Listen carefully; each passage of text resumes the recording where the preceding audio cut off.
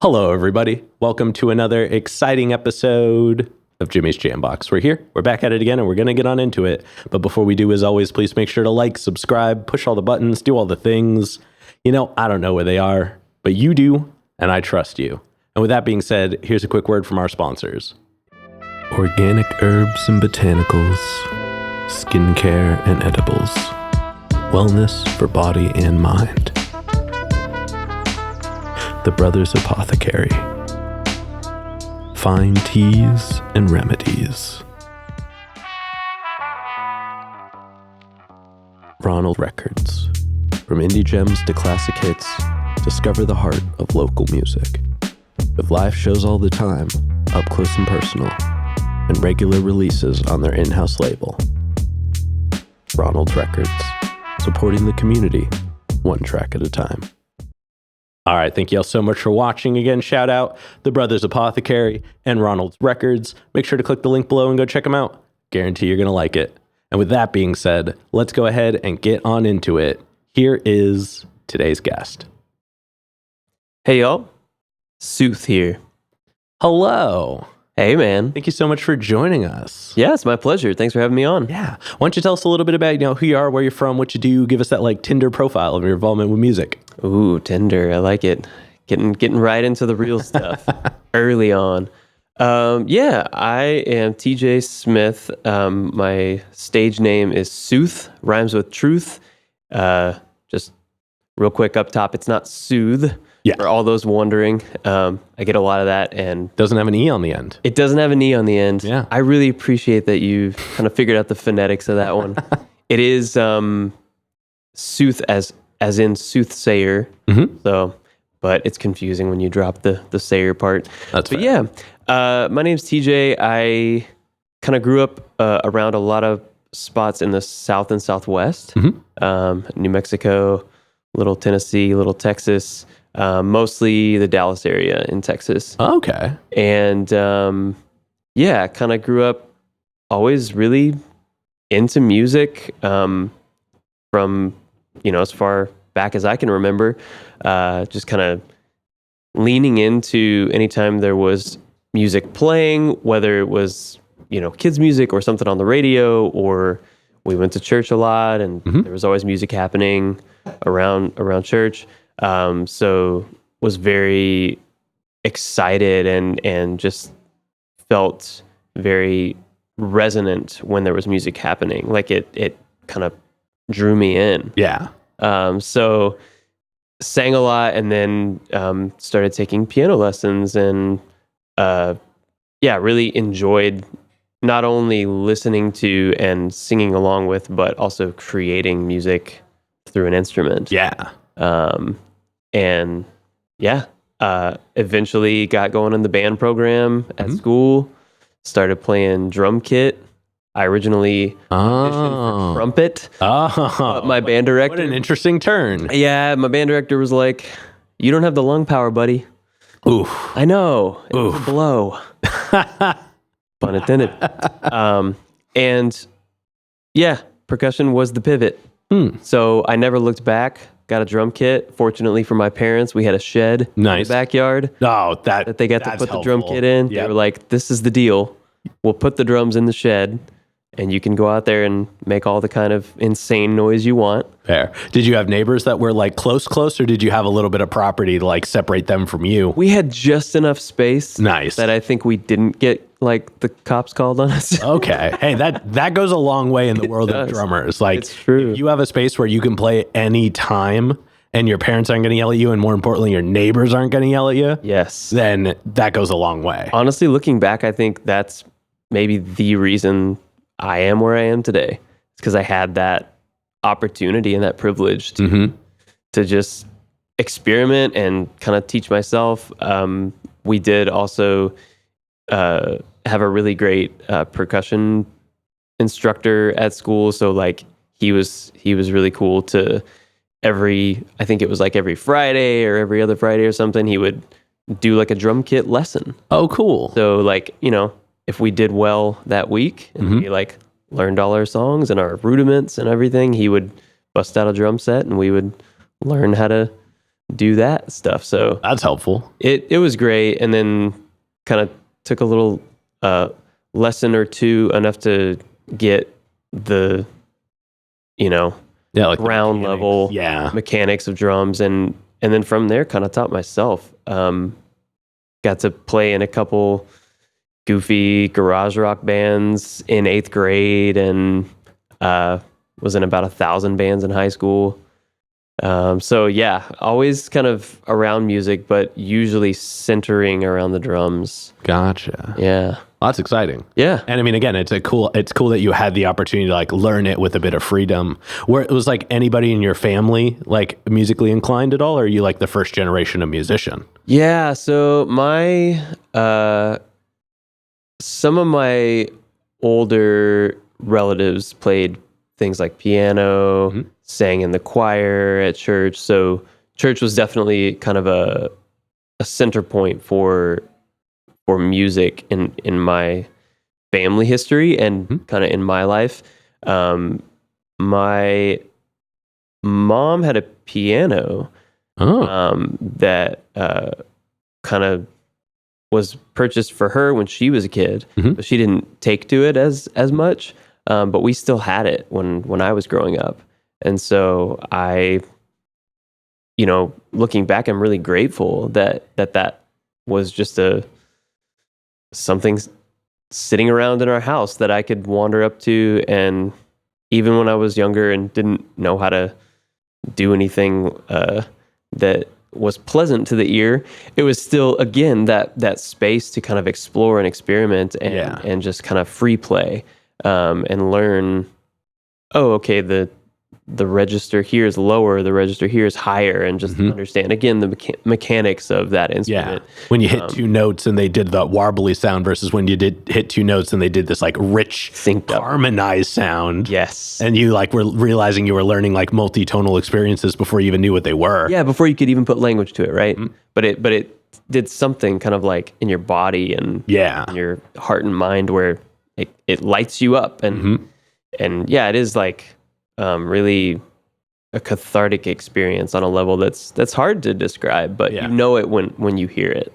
And yeah, that was definitely a part of things. And so yeah, I think I had like a handful of family members who were musical in their own way, not that they necessarily pursued it as a profession or as something that they were intensely passionate about necessarily, but it was just always kind of around. And yeah, we'd sing at church.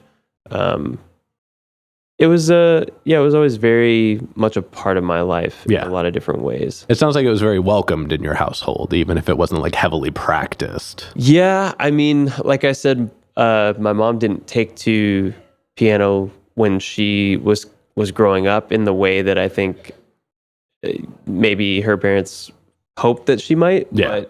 But my dad definitely is like, he was the DJ at the house. Okay. He was the one always playing something all the time. Yeah, a lot of like Eagles and John Denver, and that kind of stuff. And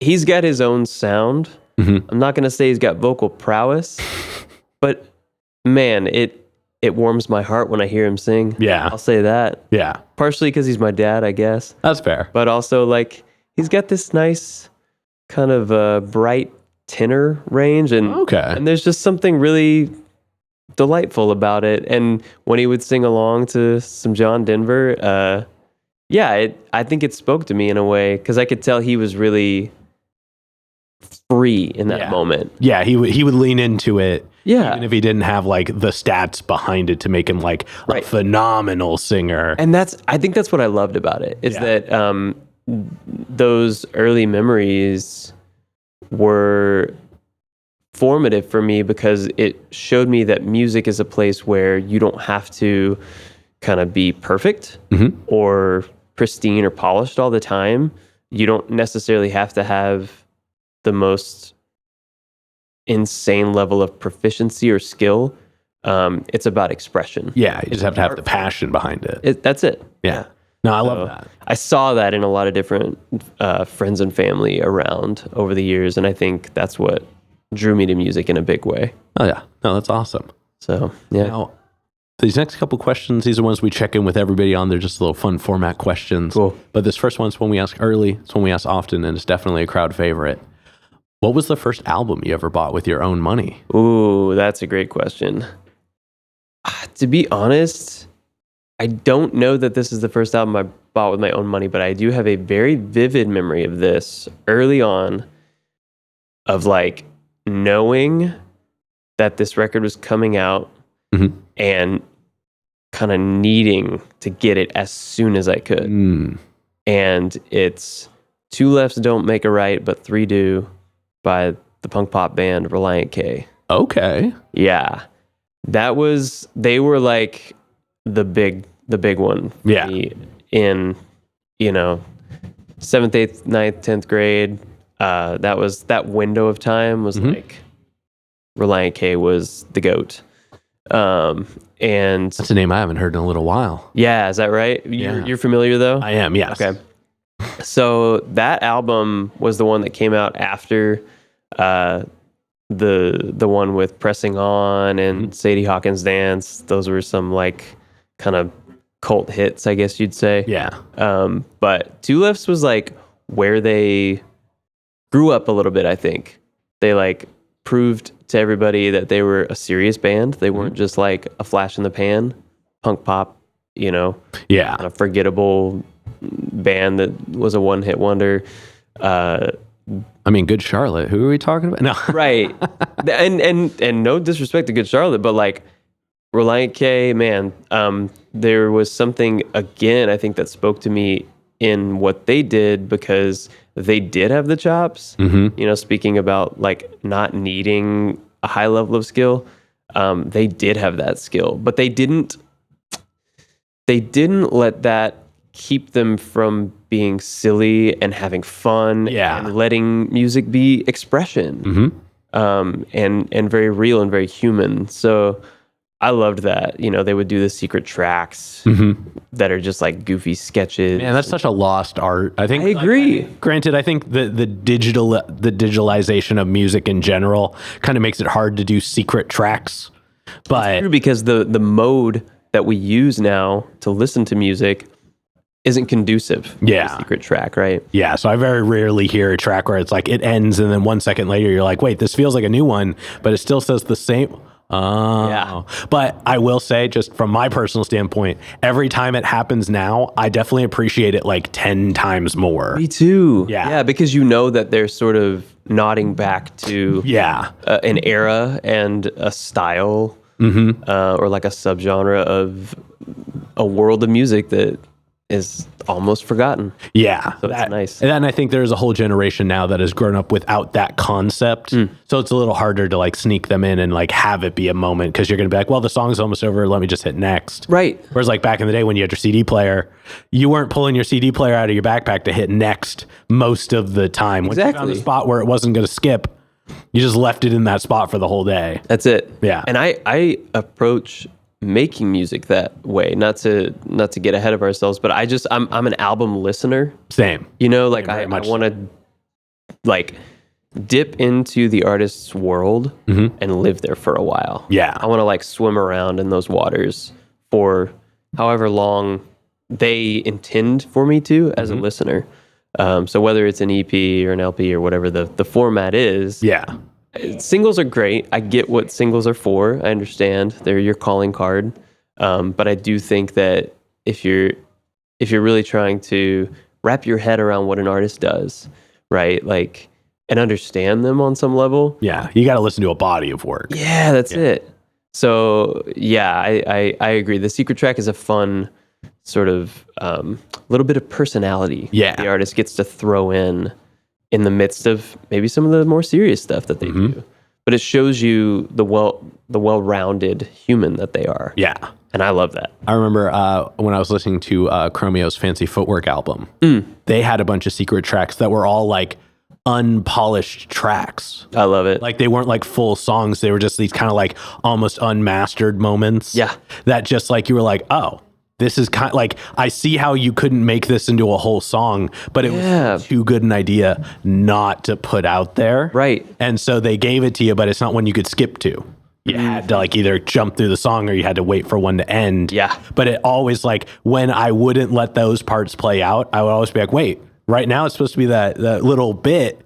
And I'm like, oh, okay. So anytime I listen to that album, I always make sure I like set aside enough time to like actually get through the whole album because I'm going to find all the secret tracks. Right. And I never remember which song they're after, even though I know exactly which song they're after, but it has to happen in the order. It's kind of like watching a movie, right? Like you can know that a scene happens that's like pivotal, but you're not going to like skip ahead to the third act. Yeah, exactly. Right? You're not going to be like, well, it's 14 minutes and 22 seconds in. Like, you can't just like, you don't look at the time when those kinds of things are happening. You just immerse yourself in that world and let it wash over you and experience it. Yes. In fullness. Hell yeah. Yeah. No, I love that. Yeah, man. So that's my whole like approach to music. I'm a firm believer in the album. I guess I'm antiquated. I guess I'm a dinosaur. I don't know. No, you're totally fine. Like I said, I stand on that too. But we do have a whole section where we're going to talk about music approach. So let's get back to these beginning questions. Let's do it. And I'm very excited for this next one. Okay.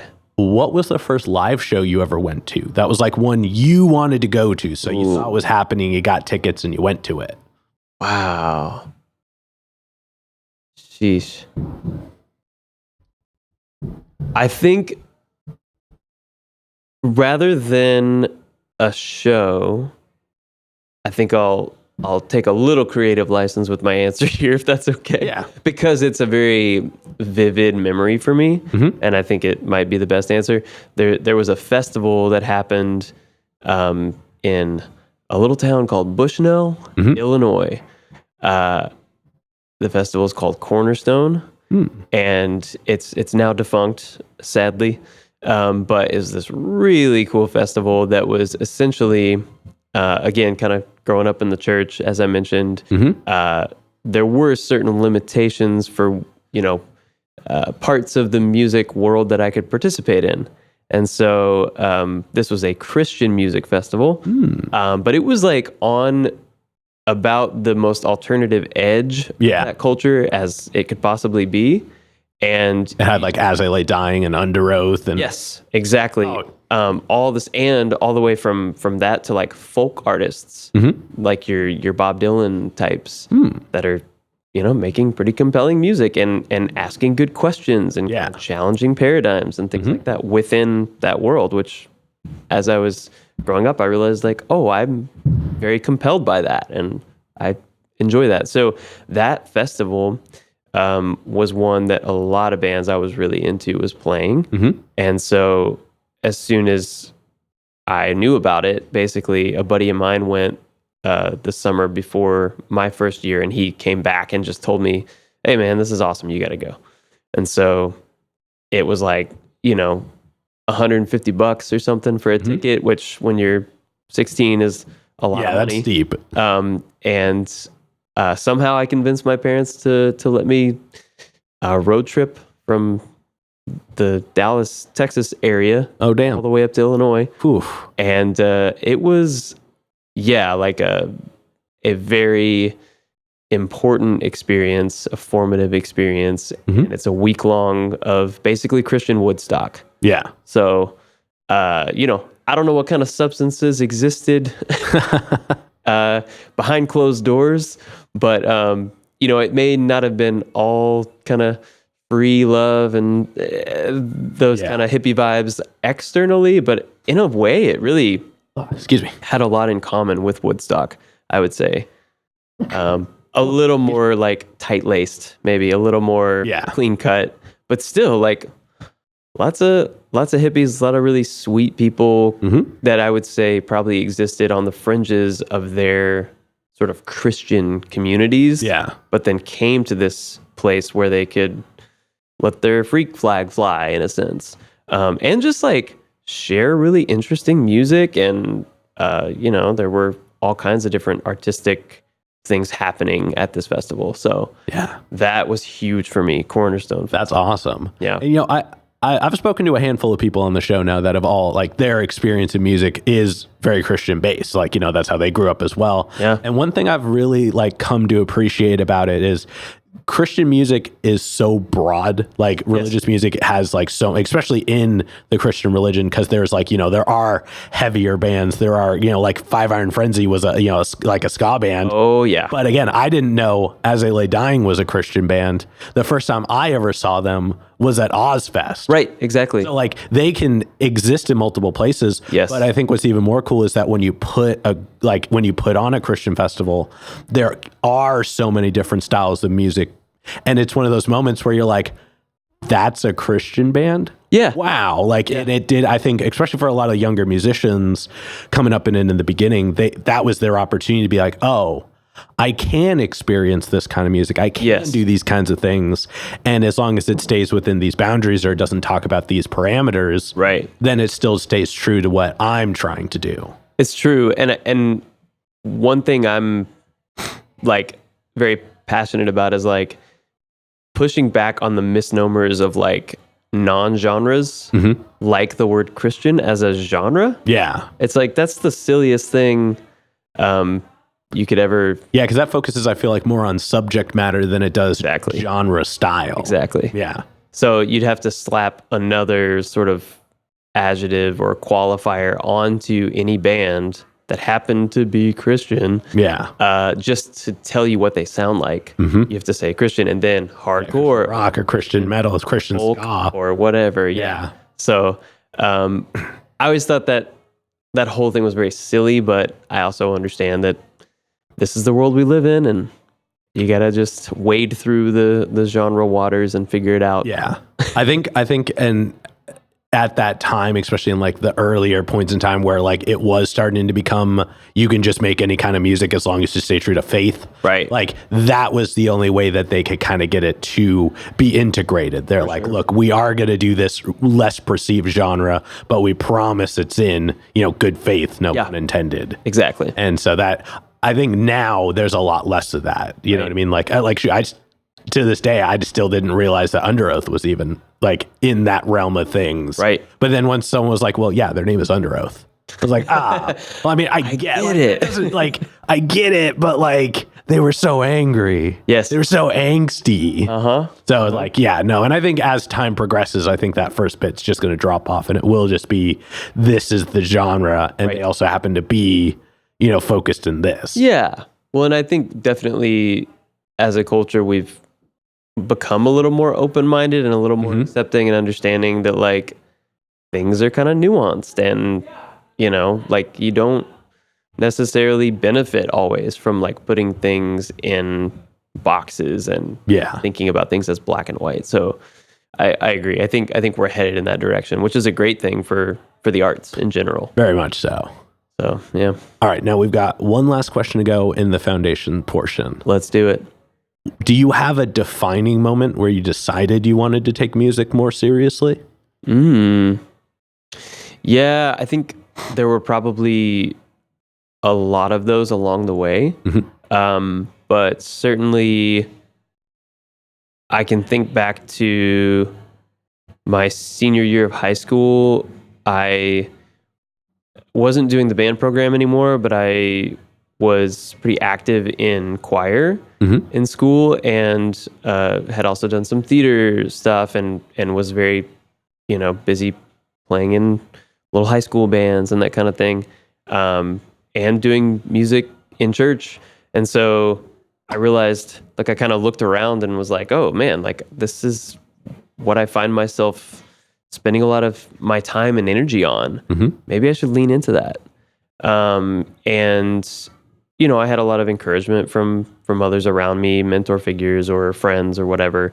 And I was like, I want to do this, like, in a professional capacity of some kind. I don't know what that looks like, but let's figure it out. So I decided to go to school for music business and got my degree in that. And that was a big moment, I decided to devote 4 years of my life to, music theory and vocal training and understanding the world of the music business, which is a weird, wild, strange realm. Yeah.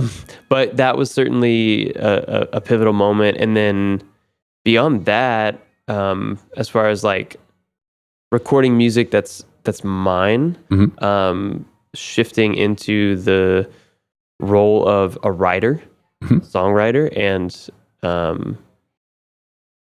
working toward music as something that's coming from my heart, my soul, my mind, and not just supporting somebody else's musical vision, which is also really fun. And I had been doing for years and years and years, but making that jump was, I had always written songs kind of in the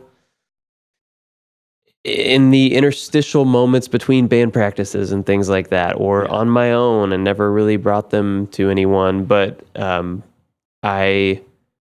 in 2015, 15, I was living in France and doing a short-term mission stint, and just had a lot of need to express a lot of feels and thoughts, and music felt like the outlet for that. And so really it was this kind of overwhelming need. Like it was not a compulsion, but I was compelled to need to kind of like process a lot of that stuff through music. And that would be like a second pivotal moment that I would look back on now and say like, oh, I wrote 5 songs and they kind of just fell out of me. Like it happened. And I think when that kind of thing happens, you realize, oh, there's something here. Yeah. Like I didn't have to go chasing these songs down, which sometimes you do, but when they fall into your lap, it's kind of like an aha moment. Yeah. Of like, oh, maybe I've got something here that I've got a knack for, but I'm also just like really passionate about, and I should lean into it. So there was the kind of directional shift, the conscious, active directional shift toward music, going to school for it, and that kind of thing. But then there was also what I would describe now as kind of a universal, like, aha moment, or like a lightning strike of like, it happened to me. Yeah. Where I just was like, okay, I guess I should follow this a little more for myself, not just, in a professional realm or like, supporting somebody else's musical work, but for me, I guess. Yeah. Man, that's really powerful. Yeah. Thanks, man. What brought you to France? Yeah. So there are a lot of different organizations that exist where you can kind of go do aid work with different, faith organizations. I was a part of one that had like a 2-year short-term mission work program. And so I did that where I was working with mostly West African immigrants in Paris. And it was kind of that experience that, like I said, inspired a lot of that songwriting that happened in a way that felt really, I don't know, essentially I was wrestling with a lot of questions and these ideas of faith and belief and truth and objective truth versus subjective truth. And it was a really challenging but really amazing experience in which my faith paradigm was sort of shifted, altered in a massive way where, I would say it was more rather than like you hear this term, right? Deconstruction or deconstructed a lot of the time. Rather than use that term, I like to think of it as like spiritual composting. And so while I was, doing mission work with all these people that are maybe Islamic or Buddhist or, aligning with different faith traditions in my own, rather than thinking, oh, I'll show them, I've got the truth, I'll teach them what's what. It happened in the complete opposite sense, where I decided questions were more important than answers. And to not know is to invite someone else to show you what they may understand and what wisdom they may be able to bring to the table. And so looking back, it was really this like broadening of horizons and an ability, an opportunity to allow my spirituality to go deeper. Rather than to just deconstruct or to be angry or to push back or reject some things. I just wanted to open my arms a little wider to this idea of what faith could look like or what the divine could mean, and how we connect with that and how we connect to each other. So that experience was like monumental for me. And then obviously from that, like being able to translate it into music. Or like even like finding an outlet in music. Exactly. Because you have to let that out somehow. Like that's a lot to process at any age regardless. But like to be able to like find a way to be able to transmute that into something constructive towards yourself and, in an outward fashion. That's it. That's really powerful. Yeah. Thanks, man. Yeah. Well, thank you for going through that with us. Yeah, for sure. And now let's go. I feel like I have to, they're intrinsically linked, that experience and like the music I make now. And so I apologize if I was a little long-winded in that answer, but I just feel like they go together, and I have to kind of address both. No, very much simultaneously. Very much so. And I mean, like, in the essence of your origin story and getting to know your experience that led you to now, it sounds like that's such an integral moment that like, and this is your interview, this is your story, so you should be able to share it kind of to the full breadth that you feel appropriate. And I think that it's definitely more powerful than just like, oh, well, I just wanted to play music, so I did it. You know what I mean? Like, to be able to take such leaving the country for a reason is always, like life-changing in itself. Like, I'm a firm believer everybody should get out of their hometown. Fully agree. That is that first and foremost, you should not grow up where you grew up. You know what I mean? Travel is a teacher. Right? Yeah. And like once you leave the country, you start to realize that the rest of the world views our part of the world in different ways, or that our view in the country, because even state to state, it might be different, but there's still these perceptions. But once you leave and you go to another place where it's like they've been doing it different for a lot longer than we have. That's it. Then you suddenly get to realize that the world is very different. Yeah. And that, I think, weighs heavily on all parts of everything, And that those differences are beautiful. Yes. Right? And they can teach us all kinds of things about ourselves and about others. Very much so. It's a connective sort of element. I think you get to learn that the word difference doesn't mean bad. That's it. Because that's like, a lot of times they're like, oh, they're different. And like you hear that word and you think, oh, well, that sounds off-putting. Right. You realize that difference is just a difference. Yeah. And there is no connotation towards it. That's it. It's just a way of doing something that is not the same as the way you do something. Right. Yeah. And what if it's actually better? I think in some ways there is always better and worse to most things. Right. There are obviously extremes at both ends. True. But like, we won't dig into it, but like the argument of the bidet. That is the biggest worldly conversation. I think it really just sums up the point in all directions all at once. Totally. Yeah. But like I said, we won't dig into that one. Let's go ahead and talk about you in the here and now. And you've already explained the pronunciation of the name. Yeah. But how did you pick the name? That's a great question. I think as I've kind of described, I was in... Maybe fallout is like a too extreme maybe fallout is too extreme a term to use, but a sort of floating feeling, existentially or metaphysically, like certainly on these topics of belief and faith and truth and God and love. I was in a very floaty space and craved answers, craved truth, and soothsayer, the old English term, is like a truth teller. And I liked the way that word rolled off the tongue, soothsayer. Yeah. But then I was like, I'm not telling truth to anyone. I'm seeking it out. I'm trying to find it. I'm asking the question.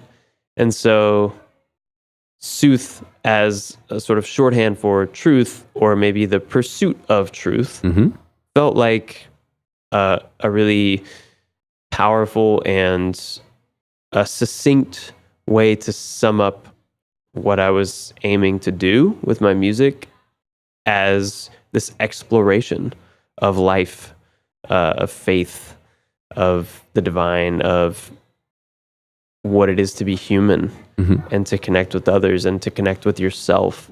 So both as a means of introversion and self-discovery and insight, it also is this tool that I use to connect with the world around me and to find those connective tissues between us all. And Sooth just, it felt like the right way to sum that up. And then, I'd be remiss if I didn't also mention the Sweet Souls, which is the name of the live band. Anytime I have a group playing with me. So if I'm solo, it's just Sooth. And if it's the live band arrangement, it's Sooth and the Sweet Souls. Because I just want to play with some other sweet humans that, again, can kind of catch the vision and understand what I'm trying to do with this strange existential garage folk that I make. And that's a very accurate way to describe your sound. Like, I was trying to pinpoint, because I'm the worst at picking genres to anything. Oh, it's so hard. Yeah. So that makes perfect sense. Now I'm curious, for the Sweet Souls, is that just anybody that plays with you, or is there a specific group of people? I have definitely had kind of a rotating cast of characters over the years. This project started as just Sooth when I was working on a 5-song EP, those first 5 songs that I wrote in that kind of pivotal aha moment. After leaving France, I was working at this outdoor camp in New Mexico.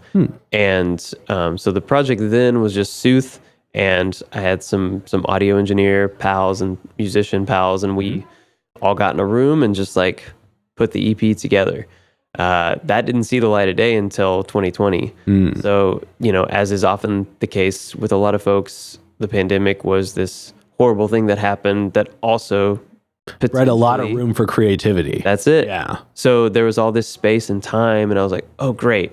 Maybe I can finally unearth these recordings and finish the mixes and master them and all that.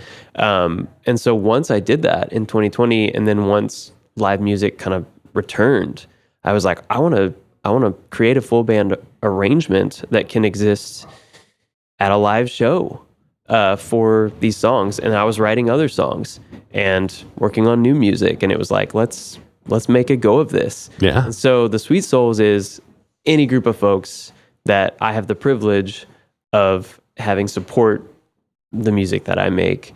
Now these days it does seem to be a little more consistent. I am. Well, if they already know the music, they already know the music. That helps. That's it. That helps to a degree, for sure. Absolutely. My good buddy Jack Oman, he's a producer, engineer, songwriter himself. He is my drummer, and then good buddy Kenan Weekly plays bass.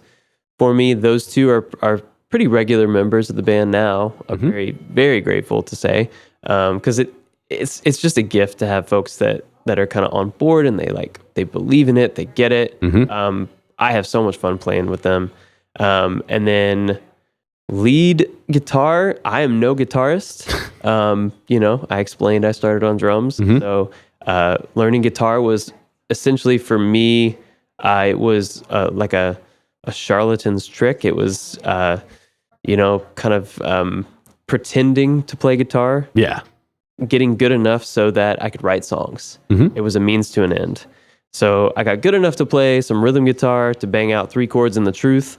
And lead duties have been taken on by a number of different folks. Yeah. And they always bring like a different sort of personality, flavor profile, if you will. I feel like lead guitar is one of those things where it's like, even if you know the notes in the solo, you can't play it the same way. No. Like, nor should you. Yeah, no, that's never the point of lead anyways. Lead is supposed to be that like accent on the top of the foundation. That's it. To give it kind of that personality, that je ne sais quoi of it all. The Emerald Lagasse. Yeah. Yeah, exactly. Throwing the flavor on top.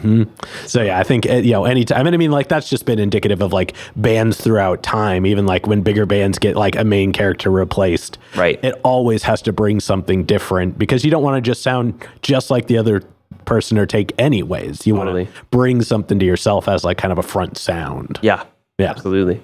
So it's always fun to see who jumps in and who kind of joins Sweet Souls and brings their specific flavor of sweetness to the sound. Oh, that's awesome. Yeah. Now let's go ahead and let's talk about your writing process. And we're going to break it up into chunks, but we're going to start right at the beginning. Okay. So when you get inspired, you're ready to make music. What are some of the things you do to get a track started? It happens so many different ways. It really depends on the song. But I oftentimes will find that a song starts with a concept, a theme, a lyrical idea, and develops from there. I know, a lot of folks are melody first or chords first or a drum track first or whatever. I've certainly started a song a lot of different ways, all of those ways. But I would say more often than not, it's a turn of phrase that sticks with me, whether it's something I heard in a conversation or a passing thought I had. I drove past a gas station the other day and that turned into a song start. As weird as that is. But anything that gets me on a train of thought that I find might be compelling and is a sort of conceptual rabbit that I want to chase. Yeah. If I think that idea is worth pursuing and creating a song out of, there are a lot of lyrics that end up on the cutting room floor or songs that like, it was a cool idea, but it didn't. Yeah, it's like once it starts to become something, you're like, no, there's not really a body for this. Exactly. I'm really curious, real quick. Yeah. Was the gas station Chevron? It wasn't. It was a Sinclair. Okay. Yeah. I always just want, because Chevron is actually like a way cooler word than the gas station gives it credit for. It is very cool. It is a very cool, I don't remember the definition at the moment, but it's a very cool word. It is. Like when you find out what it is, you're like, huh. That feels like a bit of a wasted word for a gas station. Yeah. No, I agree. Okay, so I didn't mean to cut you off. No, I love it. That's a great question. Yeah. Now I want to write a song about a Chevron. Perfect. So you've inspired me. All right. So to answer your question, it can happen even in a podcast. It is now. But yeah, I would say like lyrics are really the kind of seminal component more often than not for me. Because I really do think of songwriting as external processing, as expressing or chasing or exploring ideas. First and foremost. So then once it, turns into a recorded song or is being played live, that's great. That's all part of it and it's a blast. Yeah. But for me, it has to start with a concept that feels very compelling on a personal level, but also on a universal level that I think somebody else might hear the ideas I'm sharing and go, you know what, that speaks to me on some level. Even if they don't have the full context of like where I'm coming from. Yeah. It can still find its way into their heart or mind and connect. No, and I think that's partly the like secret to good lyrics is like when you can convey your point, but leave enough room for discovery for people to find their own points. Yeah. That's when you've really kind of like landed on the body of like a good written work. Yes. Yeah. Yeah. When it can kind of hang out in any space and still make enough sense. Yeah. When stuff can mean two things, as the wise Jake Peralta would say. I like that. And then once you get a track finished writing, so it doesn't have to be like released and produced per se, but once it's all written, how long does it usually take you to get comfortable to the point where you can perform it? Ooh. So certainly I like to bring it these days. I like to bring it to the band and make sure that it can work as a full band arrangement. Obviously, again, that depends on the song. Some songs are designed to be quiet, intimate, stripped down numbers. Yeah. Others that feel like they have a lot of space for a lot of different parts. We want the bass, we want the lead guitar, we want the drums. Maybe there's some slide in there or something. Those tunes that are a little more fleshed out, that have like skin on their bones, so to speak, might take, a month's worth of practices. Yeah. To just really lock them in. Yeah, make sure all the moments happen in the right way. Yeah, and the dynamic rise and fall is there. Because, if I'm exploring an idea that I want to be compelling, sometimes that involves some narrative. Yeah. And a journey that you're taking folks on. I definitely feel like, in a way, I can lean into the theatrical or the cinematic with my songwriting. I think of it as kind of sonic storytelling, and so even if the lyrics don't have like a classical idea of narrative of like first act, second act, third act, it's still in a way maybe dynamically or sonically has a sense of narrative, right? The rise and fall of it all. So I want to make sure those elements are in the song as a live iteration of the song, just as much as when we get to record it. Yeah. So, yeah. A lot has to go into it, I guess. Very much so. No, I mean, and that I think comes with like when you're making songs that you then bring to a group of people, like, they're even going to have some input on it. And I think that's half the fun. Oh, you know what I mean? It's my favorite part. Yeah, like when you're like, hey, I have this idea, and they're like, that's cool, but what about this? And you're like, yes, that 100 times that. I talk about this a lot, but what I wanted team sports to be as a kid, I found in bands. Oh. Because it's this kind of collaborative effort where everybody's kind of bringing their own skill set, their own passion, their own ideas to the table, but all for a common goal. Yeah. What's great about bands, though, is they're not trying to beat another band. Yeah. They're just trying to make music. Yeah, they're just having fun and doing their best version of themselves. That's it. Yeah. And I love that because you are made better by your collaborators. Yeah. All ships rise with the tide. Like we're sharpening each other and refining and honing the thing that we're doing together. And it's not to beat someone else. No, it's just to be as good as you can over someone else. Yeah. It's just that pure pursuit of being the best iteration of yourself. Oh man, I love that comparison. Thank you for going down that. Well, I was just the kid that had asthma and allergies and was on the other side of the soccer field when everybody else had made it to that. Yeah. I scored the goal for the other team. I was that kid, and I was like, "You're welcome." And then my whole team was mad at me. You're like, "I'm sorry, I got turned around." I was excited for them. Yeah, they're cool kids. They weren't doing as good as we were. I wanted to balance it out. I thought I'd help. A close game is still a win when it's a win. I love it. But now let's go ahead and let's talk about some of your music. And I mean, like I said, I got some notes here. And I mean, first of all, you've got music going back to 2020 on Spotify, but it sounds like you've been doing music for a long time. And it's very like I described it a little more as like indie folk. Sure. But you have just a smidge of synthesizer in there as well. Yes. And I appreciate how it was. Like, I had to go searching for it. Yeah. But every time I heard it, I was like, There it is. Another one. Yeah, it always seemed to be like kind of a bookendy thing. Yeah. And then specifically in Fractured Fables. Yes. I loved how every track was like semi-atmospheric, or every other track had this like, it wasn't like a track. It was like just this like Atmos experience to kind of give like almost like a breath of like the room that the sound coming up next was supposed to be in. You're nailing it, man. Yeah, and it was just so cool. It was cool because like, technically it isn't the secret tracks because you get to it, but it was just, it created this ambiance, this like I said, just very like this atmosphere of a sound that was indicative of what was going to happen. Yeah. And I thought that was really engaging. Oh, thank you. I liked that a lot. But I also, I do this bit where I pick out a track that I like to talk about. Cool. And the one that I picked out was Lost and Involved. Oh, awesome. Okay. And I loved how it opens with just the keys and the vocals and just really grabs you. And then it just kind of settles into this very like lulling, but like groovy verse. But then the vocals open up in the chorus and just like... just grabs you. Yes. And like the rest of the track was a bit of a roller coaster from there. It was like this mix of like melancholy but fun at the same time. Yeah. And it almost like kept you on your toes.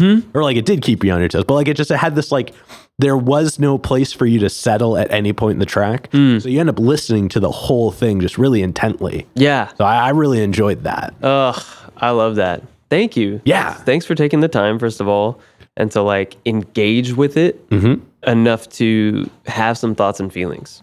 I just want to say thanks. Oh yeah, no, I mean, thank you for making it. Yeah, I mean, you're welcome. And it's really cool that track jumped out at you because I think of it as a kind of like sleeper single or like a dark horse banger on Mystic Mirror, my latest album, that track comes from. I meant to say the name of I had the No, you're good. right there. I just got so caught up in the description of the track. No, I loved hearing all of that because that's so much of what you said is what I was trying to accomplish, like musically and kind of conceptually. Like I do kind of want listeners to be uncomfortable, but not from a place like a menacing place. It's because life is often uncomfortable, and sometimes we have to reckon with some difficult ideas, or again, going back to what I said about asking questions as opposed to having answers, but that hopefully ultimately being connective. Yeah. Right? If you found yourself listening to that track over and over again because you couldn't settle, maybe there's something there. I find that there's usually something compelling in discomfort when it's done peacefully. You know what I mean? Like you definitely didn't make the track to be off-putting. Right. Like, yes. And it had all of these elements that were engaging. Right. But at the same time, like I said, there was just something in it where it was like, what is this? Like, did I miss it on the first go? Let me listen to it again. I didn't miss it on the first go, but I didn't understand it still. You're just but I want to know, like, unpacking the layers here. Yeah, there's something in, and I mean, I listened through the whole album a couple times, but like that was the one that I kept circling back to. Yeah, I love that. I'm curious to know. Yeah. What is one of your favorite tracks to perform? Ooh, that's a great question. So it's funny because we tried to do Lost and Involved. We practiced that one, and that's kind of an exception to the rule of like a few practices we'll lock it in. Yeah. And then we can do it live for a new song. That one like has eluded us for some reason. I think it's the Vampire Weekend chorus. That kind of like syncopated polyrhythm or Cuban beat on the chorus is like very tough for all of us to like lock into. We'll get it. We're excited about it. Yeah. It's going to take some time. Once it lands too, it's definitely going to be one of those ones where everybody's going to do that look around the room like, what? It just happened. That was it. They're doing it. Yeah. Yeah. But I would say as far as one that we really nail that's really fun to play live right now, I really like Whirling Dervish because it has this very like kind of sweet, cute, like the Shins-esque verse. But then the chorus is kind of big and anthemic. And the bridge, we do the bridge differently than how it is on the album. And we change time signatures and we get kind of like broody and it almost feels like a psych rock band moment, because it's in this kind of swung 6/8. Yeah. And it's kind of dark, menacing. And then it comes out of that, it returns to like the sweet, like Shin's verse. Yep. Kind of this like cute singer-songwriter. And I like that dichotomy. I like that paradox. And the band really has like locked in all the nuance of that song in a way that's so rewarding. And they've brought their own ideas to it that have elevated it so much that I could have never thought of or heard in a million years.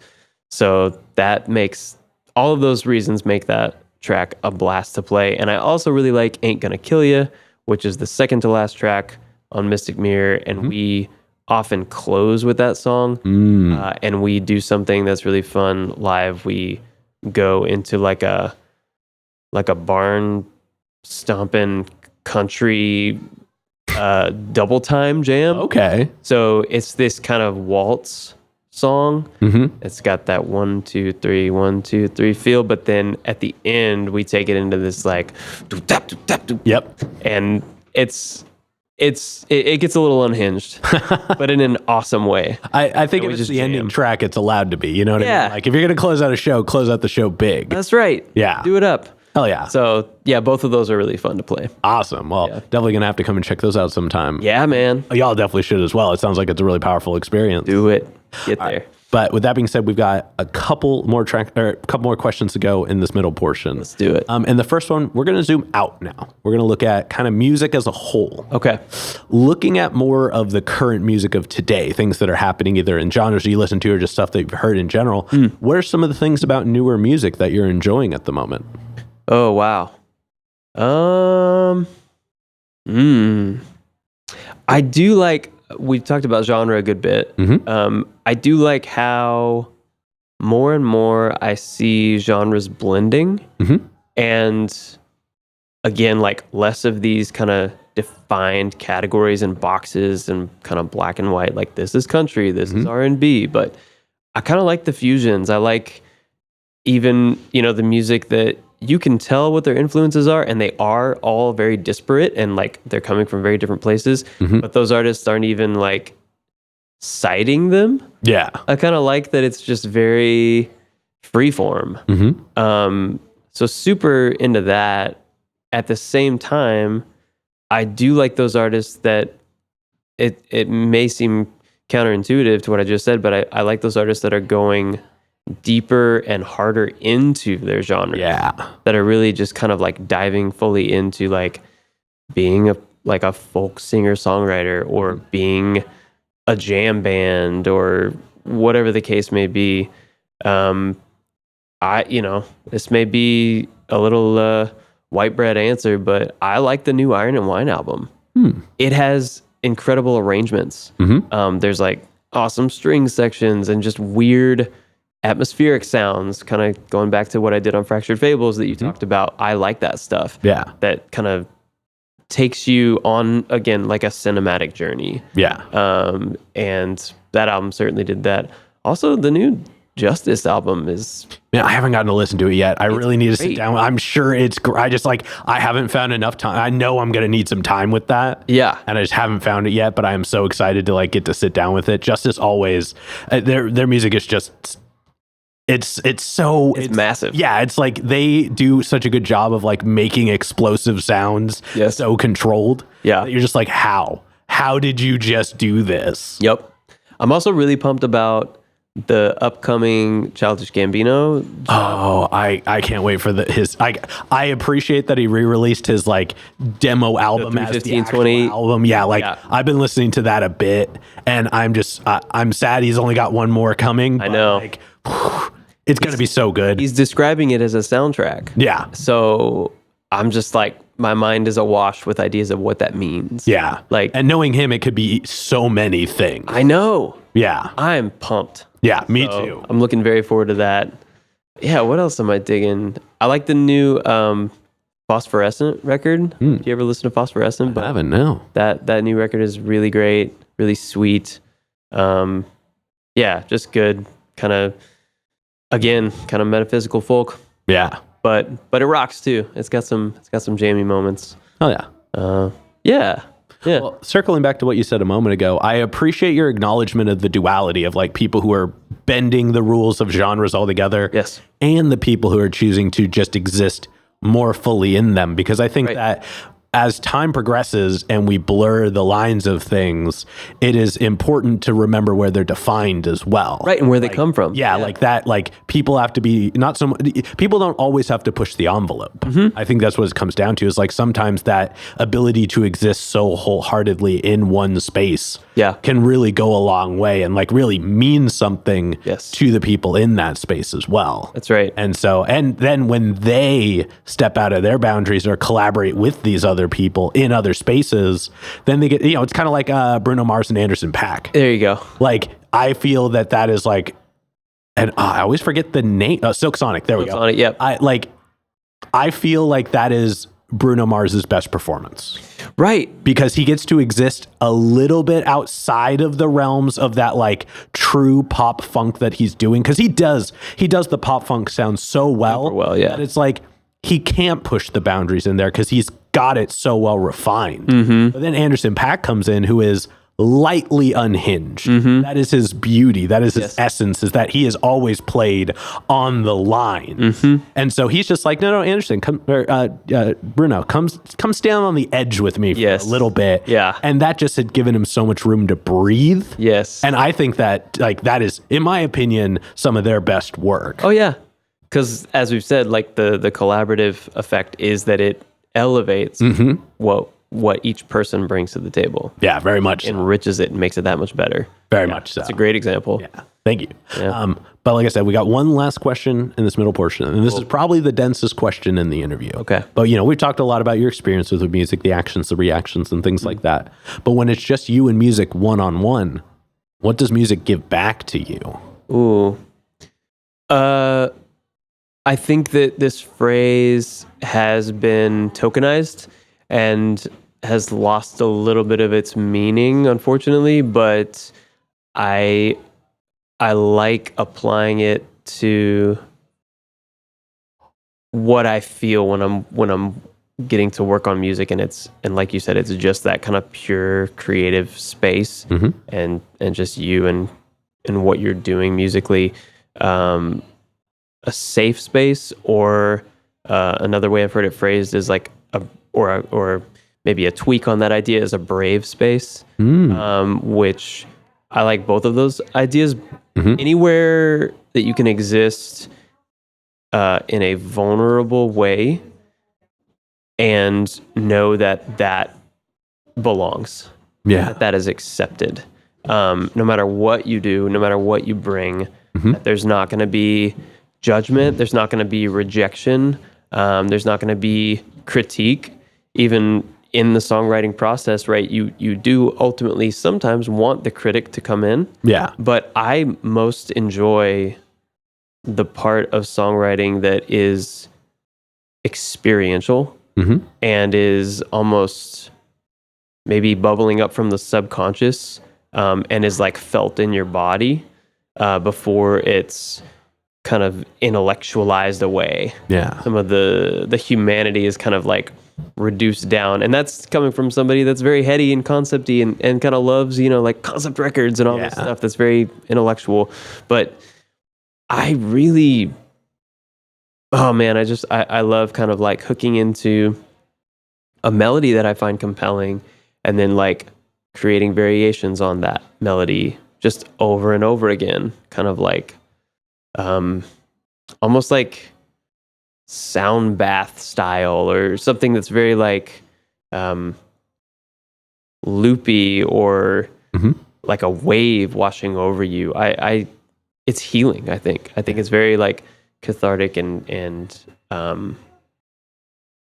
therapeutic. Yeah. Not to again use like a no. I mean, there's a reason why that is the recurred way of explaining what music does, though, because it therapy is not just a person in a room sitting in a chair asking you, how does that make you feel? Right. Therapy is the healing of the self internally in a structured way. And actually, I really like your definition of calling it brave space. Mm-hmm. Because one of the big things that I've gotten, because I've asked that's my closing question for the middle portion every time. So good. And so many times I've gotten the answer of like, in real life, I don't know how to communicate. Yes. But through music, I can express myself. I can like be who I want to be. I can explain what I want to explain. I can communicate my feelings, my understandings. Yeah. And I think that kind of defines it really well, is it creates a way for you to find, the definition of bravery of like just being able to be vulnerable, forward and present self. Yeah. And that I think that kind of nails it really well. Yeah. Thanks, man. Yeah. I just think the more we can all do that, the better we are. And so I love the arts for that reason. And particularly experientially for me, music provides that. Very much so. And it is a gift. Yeah. So well, I encourage everyone to go out and try that. Very much so. Yeah. Well, thank you for sharing that. Yeah, man. But that being said, we're now going to move on to the hypothetical questions, but we're running narrow on time. I wanted to make sure that middle portion got all that it deserved. Appreciate it. But we're going to kind of blast through these ones. Let's do it. For the first one, it's pretty straightforward though. If you could work with any one person, the only requirement is they have to be alive. Got it. Who would you want to work with, and how would you want to work with them? Oh my gosh, that's insane. I feel like this is such a cliche answer, but I do feel like it would be just phenomenal, like peak experience to have Rick Rubin produce a record. Okay. For me. I like his approach. Yeah. His creative way book or creative act. Shoot, I'm butchering the title. It's one of those things, I think. That book is incredible. And I just, I know a lot of people have a lot of big feelings and thoughts on that guy, but I just feel like it would be a blast. I think he could pull out some really interesting components of my songwriting and musicianship that I don't even know are there. I feel like when he's not in front of a camera, his process is probably much more extravagant. Yeah. Like I think whenever he's getting interviewed, he like kind of downplays it to make it seem like simplistic, because it is. Like his approach is simplistic in its way. Right. But I think when you have to explain simplicity, it overcomplicates it. Sure. And so like I feel like his approach is probably a lot more like freeform and beautiful in process than it is in explanation. That's certainly how it seems. Yeah. And I feel like I resonate with his feelings on creativity and music, and so it would be like challenging in the right way. Yeah. Like it's like we would be aligned in the right ways, and then he would also really push me in ways that I need. Yeah, he has, I'm sure, a level of confidence in his decision making. Yes. And like that's his, that's his thing. That's like why people go to him, because he has that ability to be like, this is or isn't. Yes. Like, and you're going to go with it because you came here to me, because I do the this is or this isn't. Yep. Or this is or isn't. Yep. So yeah, I mean, honestly, that's not an answer I get a lot. So that is a solid answer. Cool. Yeah, that would be a blast. Yeah. And then subsequently, who's a local artist that you're aware of that you haven't gotten to connect with yet, but you would like to? Yeah. Wow. It's a good question. I really like, do you know that band Mr. Vale's Math Class? Mm-hmm. I've like admired them from afar, and have wanted to put a show together with them. So that'd be a blast. To do. Oh, I would love to get them on the show, but I don't know how to do it. There's too many of them. I know. Yeah, it's like a super group. Yeah. Just like it's like a polyphonic spree situation. There's just like people on people. But yeah, that would be really cool. I'd love their music. It'd be cool to collaborate too. That'd be a lot of fun. Yeah. To do like a super track. No, that is a super solid answer. Yeah, everybody at them in the comments. Let's see if that happen anyway. Make it happen. And then for the next one, sky's the limits, pretty literally. Cool. But if you could perform anywhere in the world, and you wouldn't have to worry about crowd access or building stability or power, guaranteed the best lineup, guaranteed the best show. It doesn't have to be a venue. It can be anywhere. Where would you want to perform? Oh my God, that's a great question, Jimmy. I think it would be pretty wild to play in the Southwest somewhere, like Moab, Canyonlands, one of these national parks that just has like mesas and arches and things like that. I don't know if it's like at the top of the mesa or the bottom, but wherever you could create some really weird like acoustics out of the natural world, right? Because I know Red Rocks Amphitheater is that essentially, but if we could find like somewhere even more well suited for that, that's out there, like way out, right? Like super rural, like pristine wilderness kind of thing. But yeah, like Red Rocks, mesas, that kind of thing, and just get a bunch of people in there. That'd be a blast. That would be rad for sure. Because like the noise or the noise pollution doesn't exist, so it'd be very pure in that sense. And then also light pollution wouldn't exist. So if you did it at like sunset, and then you played into the night, and you could see like some shooting stars while you're listening to big existential folk rock. Like that to me sounds kind of awesome. Hell yeah. No, that'd be rad for sure. Yeah.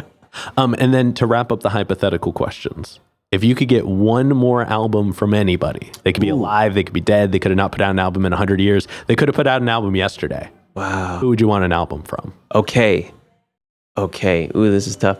I think my answer is going to be there is a supergroup called, well, they're a supergroup in my heart, Middle Brother.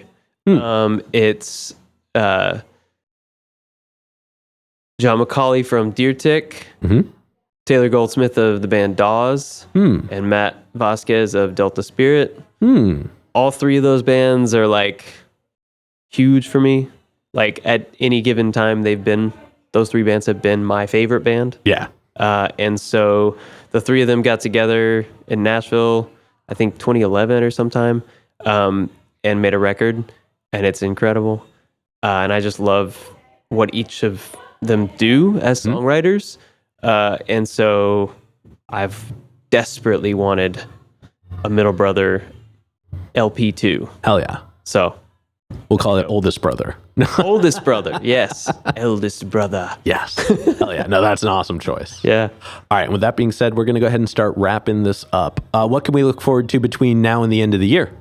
Ooh, thank you for asking. I have been very excited about a new EP that I'm working on with my buddy Jack, my drummer that I've mentioned, who does incredible work. So if you need any engineering or production done, Jack Oman, check him out. He has really helped me execute this vision for the upcoming EP. It's called Big Pile of Dreams. Ooh. And it's going to have 5 or 6 tracks. We're still kind of fleshing out the details there. But we've recorded drums for everything. We've got a couple tracks that are almost finished being mixed. And the first track off of that EP that will hopefully be out maybe July sometime.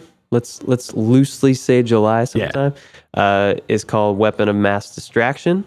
Nice. And it's an angry kind of no holds bar rock song, which is really funny because like a lot of the other tracks on that EP are very like quiet, sweet, intimate folk songs. So there's again that dichotomy. I think I love that liminal space and that kind of that paradox. But Weapon of Mass Distraction will be out sometime in July. Look for it on streaming and Bandcamp and all that stuff. And then the EP, hopefully finish it up by maybe August, September, something like that. Okay. But yeah, Big Pile of Dreams. Nice. Definitely looking forward to that. A loose concept record, you might say. Yeah. But it's gonna be good. Hell yeah. I'm pumped. Hell yeah. Yeah. And then for this next one, go and look straight at the camera. Tell everybody how they can find you. Yeah. So you can find our music streaming everywhere if you search for Sooth. And then the best way to track down the correct Sooth is Sooth space Mystic space Mirror. That'll send you to the latest full-length album. You can find us on Instagram at Sooth Music and Bandcamp. I think it's Sooth Tunes. So yeah, check us out. in all the internet spaces. Hell yeah. And then any other plugs, any other shout outs, anybody else you'd like to put on while you're on here? Just go to local shows, y'all. There's all kinds of amazing local artists making music all the time in Portland. I love PDX Songwriters events. They do Writers in the Round events. You can find them at PDX Songwriters on Instagram. That's a great way to find your newest favorite singer-songwriter. So, yeah. Yeah, hell yeah. I'm just because this is how we initially met, I'm going to plug the So Far shows. Do it. Yeah, please. Yeah, So Far please is go check awesome. those out, yeah. They're a blast. They're very well curated events and always at really cool spaces. Yeah, very like intimate, but not in the sense of like there's only like 12 people. Like the room is very full of people. Oh, yeah. But it's designed for the space for people to play. Yeah. So it's like made for the artists, not like this like chatty bar or like a place where people are going to disassociate. Yeah, full listening room vibes. Yeah. And it's great. Yeah. Yeah. So, plug. Yeah. And then we've got one last question to go. But before we do, I'm going to steal the camera for just a second. Do it. As always, y'all, please make sure to like, subscribe, push all the buttons, do all the things. I don't know where they are, but you do, and I trust you. And one more shout out to the Brothers Apothecary and Ronald's Records. Make sure to click the link below and go check them out. Guarantee you're going to like it. And with that being said, the final question. And this is entirely up to your interpretation. Okay. But what is an album you feel is more on the obscure side? So it's a deep cut. It's one not a lot of people would know, but it's one you think everybody should know. So Jens Lekman is the artist, and the album is called Life Will See You Now. It came out in 2017, and yeah, he's just this really interesting European songwriter that this album to me is like his most poppy. It's got like some real pop sensibilities, but he's still just like kind of his weird folky, funny self, and just good life observations. Yeah. Like very salt of the earth, but what's a good name for an album? with a wink. Yeah, Life Will See You Good name Now. for an album. Yeah. Great, right? Yeah. I mean, you shouldn't judge a book by its cover, but that's a cover I would look at and pick up the book about. Oh, for sure. Yeah, it draws you in, right? Yeah. Yeah. Check it out. Hell yeah. Great. Thank you for that recommendation. Yeah, man. And with that being said, we're going to go ahead and get up on out of here. Thank you so much for joining us today. Thank you, Jimmy. Appreciate it. Yeah. It's been a blast. Yeah. And this has been another exciting episode of Jimmy's Jambox. I'm Jimmy. I'm Sooth. And we're signing off. Later, y'all. That's a wrap. This is not a podcast. This is a show.